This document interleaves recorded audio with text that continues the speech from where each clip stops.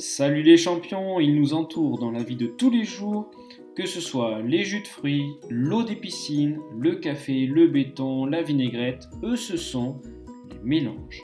Cette année, nous allons travailler avec les mélanges entre deux liquides et les mélanges entre un liquide et un solide. Alors commençons par les mélanges liquide-liquide. Il y a un exemple facilement faisable à la maison, le mélange entre l'eau et du sirop. Ici, c'est du sirop de menthe. On se rend compte que si on agite ce mélange, il devient impossible de distinguer l'eau du sirop. En effet, l'eau et le sirop sont miscibles. On a donc obtenu un mélange homogène. Passons maintenant à un autre exemple que vous avez certainement déjà rencontré, le mélange entre l'eau et l'huile. Il se passe la même chose entre le vinaigre et l'huile de la vinaigrette.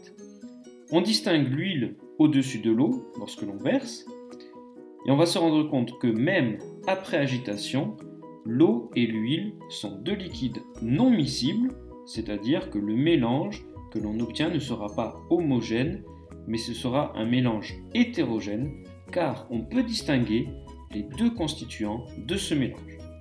Alors on peut aussi mélanger un solide avec un liquide. Prenons l'exemple du sel et de l'eau. Ici, vous voyez que nous avons du sel et de l'eau. Le barreau blanc est un agitateur qui permet d'agiter ce mélange. On se rend compte qu'après quelques secondes d'agitation, on obtient une solution dans laquelle le sel semble invisible. Il est dissous dans l'eau.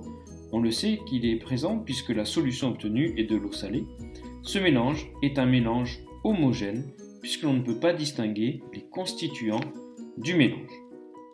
A l'inverse, on peut mélanger de l'eau et de la pierre ponce et on voit, même au ralenti, puisqu'ici vous voyez l'agitation au ralenti, on voit que la pierre ponce ne se dissout pas dans l'eau, ce qui veut donc dire qu'on a affaire ici à un mélange qui est un mélange hétérogène. Alors ce qui peut être intéressant, c'est de séparer les différents constituants d'un mélange, que ce mélange soit hétérogène ou que ce mélange soit homogène. Alors par exemple, prenons le cas de l'eau boueuse. Elle est pleine de particules solides, c'est un mélange qui est donc un mélange hétérogène, et il est possible de la rendre plus claire. On verse de l'eau boueuse dans le papier filtre qui est placé sur un entonnoir, et on attend, la vidéo est ici accélérée. Le filtrat obtenu est bien plus clair que l'eau boueuse d'origine, et dans le papier filtre, on récupère les particules solides qui étaient initialement présentes dans la terre.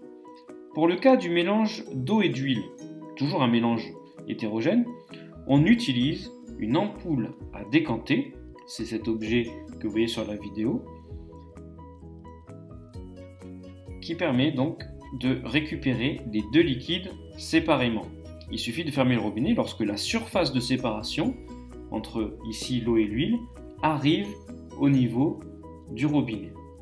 Dans la première phase, on récupère ici seulement de l'eau, on change le récipient et le liquide qui va maintenant descendre est en fait constitué à 100% d'huile.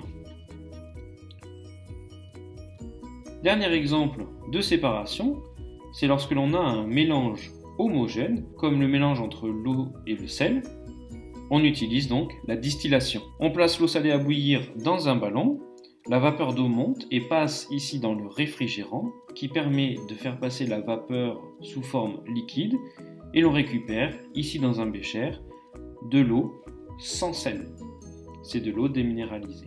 Lorsque toute l'eau est passée sous forme de gaz et a été récupérée, dans le ballon, il ne reste plus que le sel. J'espère que cette vidéo vous aidera à y voir plus clair. Je vous rappelle que vous pouvez liker la vidéo, mettez-moi un pouce bleu, vous pouvez poster des commentaires, regarder d'autres vidéos ou vous abonner à la chaîne YouTube en cliquant sur le logo.